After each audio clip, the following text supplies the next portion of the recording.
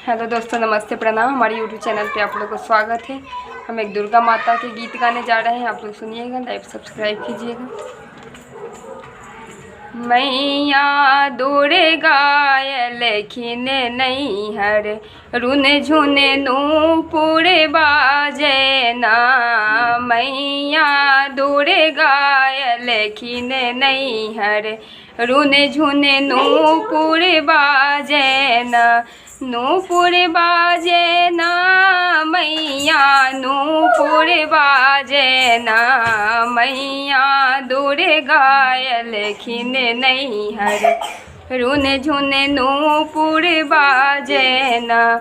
नूपुर बाजे ना मैया, नूपुर बाजे ना। नवो बहिनी लेखिन नैहर, छन छन घुंझन बाजे ना। नवो बहिनी लेखिन नैहर, छन छन घुंघरू बाजे ना। मैया दुर्गा लेखिन नैहर, रुन झुन नूपुर बाजे ना। प्रथमा पूजू सखी है, प्रथमा पूजू सखी है।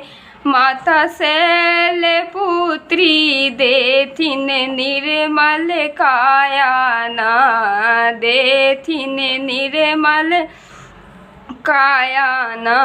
मैया दुर्गा लेखिन नैहर, रुन झुन नूपुर बाजे ना। मैया दुर्गा लेखिन नैहर, रुन झुन नूपुर बाजे ना।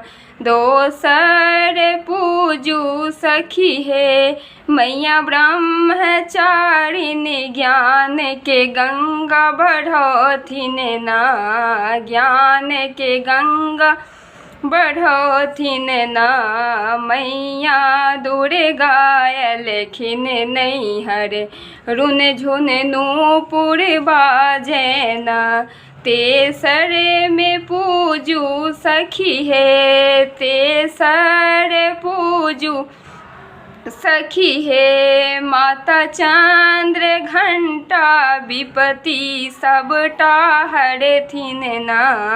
विपत्ति सबटा हरथिन ना। मैया दुर्गा लेखिन अंगना, रुन झुन नूपुर बाजे ना। मैया दुर्गा लेखिन नैहर, रुन झुन नूपुर बाजे ना। चारिम पूजू सखी है, माता कुष्मांडा बुद्धि विवेक जगोथिन ना। बुद्धि विवेक एक जगोथिन ना। मैया दुर्गा लेखिन नैहर, रुन झुन नूपुर बाजे ना। पाँचम पूजू सखी है, पाँचम पूजू सखी है। जननी स्कंद माता सौर्य ऊर्जा देथिन ना। सौर्यशील बनोथिन ना। सौर्यशील बनोथिन ना। मैया दुर्गा लेखिन अंगना, रुन झुन नूपुर बाजे ना। छठ में पूजू सखी है, छठ में पूजू सखी है। कात्यायनी माता सुंदर रूप सजोथिन ना। सुंदर रूप सजोथिन ना। मैया दुर्गा लेखिन नैहर, रुन झुन पायल बजतै ना। मैया दुर्गा लेखिन माता, रुन झुन पायल बाजे ना। सातम पूजू सखी है, सातम पूजू सखी है।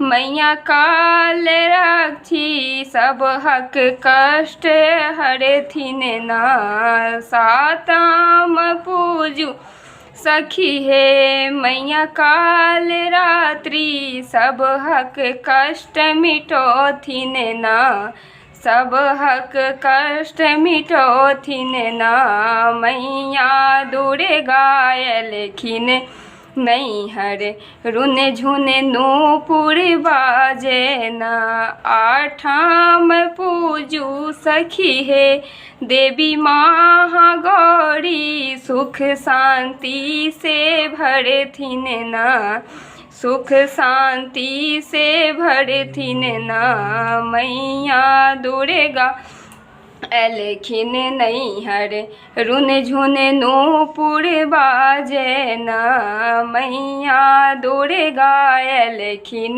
नैहर रुन झुन नूपुर बाजे ना, नौमे में पूजू सखी हे मैया सिद्धिदात्री सब त्रास मिटोथिन ना, सब त्रास मिटोथिन ना, मैया दुर्गा अयलखिन नैहर सबटा कष्ट हरथिन ना, मैया दुर्गा अयलखिन नैहर रुन झुन नूपुर बाजे ना, नवो बहिनी अयलखिन नैहर रुन झुन नूपुर बाजे ना।